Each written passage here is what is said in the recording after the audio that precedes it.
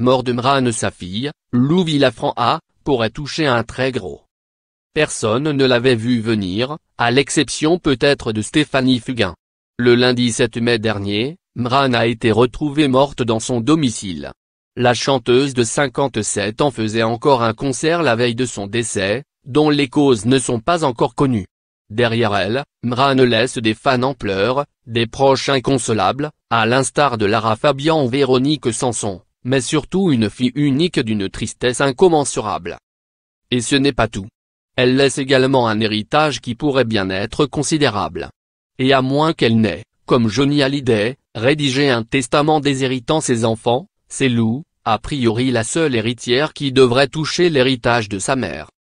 À 24 ans, Lou, tout juste diplômée de sciences politiques, devrait hériter de l'importante propriété de sa mère. Demeure que Mrane avait fait visiter au site Côté Maison, au cours d'une interview. Celle-ci est située à Schaerbeek, du côté de Bruxelles. Cette maison construite dans les années 1920 dispose notamment de plusieurs chambres réparties sur 2 étages, d'un bureau, un immense salon-cuisine patio ainsi que d'une cave. Une propriété qui selon le site Planet pourrait bien représenter des centaines de milliers d'euros. Et c'est sans compter les royalties.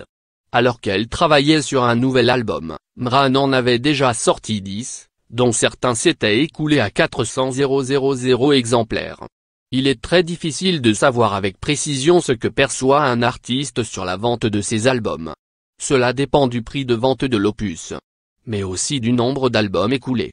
C'est-à-dire que plus un disque se vend, plus l'artiste touchera des royalties à chaque achat.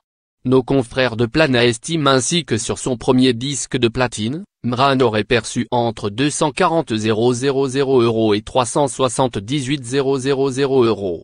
Mais ce n'est qu'un opus parmi tant d'autres.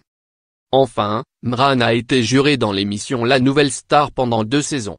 Un travail pour lequel elle a été payée, comme elle l'a révélé elle-même, 100 000 € par édition. Reste donc à savoir si Mrane était très dépensière ou pas. Crédit photo, Best Image.